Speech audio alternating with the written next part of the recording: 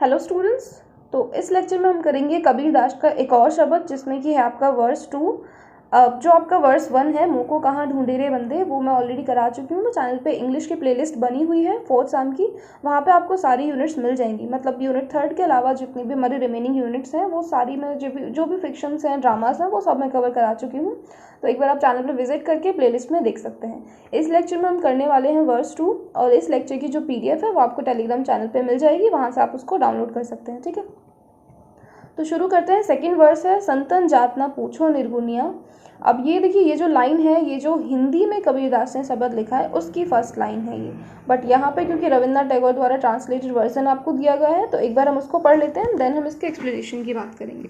So it is needless to ask a sant the cast. देखिए, translation आपको इन्हीं line से क्लियर हो रहा होगा that it is needless to ask of a sant the cast. मतलब किसी संत से, किसी साधु से उसकी जाति पूछना एकदम मीनिंगलेस है, नीडलेस है, उसकी कोई आवश्यकता नहीं है। टू विच ही बिलोंग्स, मतलब वो किस धर्म से, किस जाति से बिलोंग करते हैं, ये पूछना एकदम व्यर्थ है। For the priest, the warrior, the tradesman and all the 36 caste alike are seeking for God. जितनी भी 36 हमारे पास जातियाँ हैं, सभी को ये पूरा अधिकार है कि वो ईश्वर की भक्ति कर सकते हैं, ईश्वर का पूजा पाठ वो कर सकते हैं।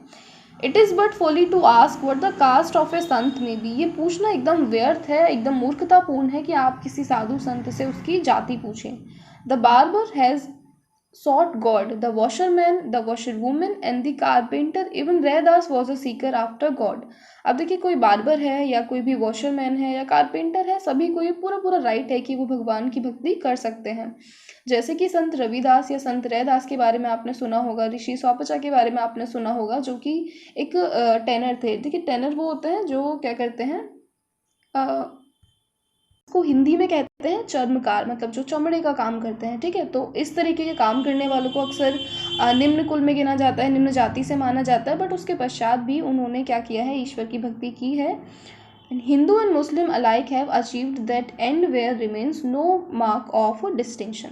तो ये जो जातिगत भेदभाव है, ये ईश्वर ने नहीं बनाया है। जैसे कि हिंदू मुस्लिम में सोसाइटी बटी हुई है, तो वो जो सोसाइटी बटी हुई है वो लोगों ने बांटी है, ईश्वर ने इस तरीके का कोई भी डिस्टिंक्शन या कोई भी विभाजन नहीं किया है। ठीक है, तो ये तो था हमारा वर्स 2। अब हम बात कर लेते हैं इसके एक्सप्लेनेशन की। The poet says that one should not ask the caste of any sant. Poet यहाँ पर कहते हैं कि आपको किसी की भी जाति नहीं पूछनी है, because they don't belong to narrow walls of caste. क्योंकि आप किसी भी साधु या संत को किसी भी जाति या धर्म की छोटी दीवारों में कैद नहीं कर सकते हैं। Before God every human being is equal whether he belongs to any varna, Brahmin, Kshatriya, Vysya and शूद्र। देखिए, भगवान की शरण में, भगवान के समक्ष हर व्यक्ति समान है, चाहे वो किसी भी धर्म से बिलोंग करे, चाहे वो किसी भी जाति से बिलोंग करे। कहने का मतलब है, चाहे वो ब्राह्मण है, क्षत्रिय है, वैश्य है या शूद्र है, सबको समान अधिकार है और सभी ईश्वर के समक्ष समान है। ही मे बी अ बार्बर, वो कोई बार्बर भी हो सकता है, कोई धोबिन भी हो सकती है, कारपेंटर भी हो सकता है। ही शुड बी रिस्पेक्टेड, तो उनको रिस्पेक्ट मिलनी चाहिए, बिकॉज ही इज़ अ संत, क्योंकि वो एक संत हैं। इस वजह से आपको उन्हें रिस्पेक्ट देनी है, ना कि इस वजह से कि वो कोई कारपेंटर है या वो कोई ब्राह्मण है या वो कोई क्षत्रिय है। तो आपको उनकी जाति को देख करके उनको रिस्पेक्ट नहीं देनी है, सिर्फ इसलिए रिस्पेक्ट देनी है बिकॉज ही और शी इज़ अ संत। जैसे कि संत रैदास हैं, ऋषि स्वापचा हैं, जो कि भगवान के बहुत बड़े भक्त रहे हैं। भगवान की भक्ति में इन्होंने बहुत अच्छी कविताएं या बहुत सारी ही चीज़ों को लिखा है, तो जिसको कि बाकी लोग भी फॉलो करते हैं। अब देखिए, वो एक छोटी जाति से बिलोंग करते थे, तो इसका ये मतलब तो नहीं है कि जो उन्होंने लिखा है गलत है या उनको अधिकार नहीं है इन चीज़ों का। In some ways Hindu Muslim are religious mark, तो हिंदू मुस्लिम जो रिलीजियस हैं उनको बाय बर्थ मार्क कर दिया गया है। अब जो मार्क किया गया है वो ह्यूमन ने खुद नहीं किया है, गॉड ने किसी भी टाइप का डिस्क्रिमिनेशन यहाँ पे नहीं किया है। तो ईश्वर हमें धर्म या जाति के बेसिस पे नहीं बांटते हैं, ये भेदभाव समाज ने खुद बनाया है।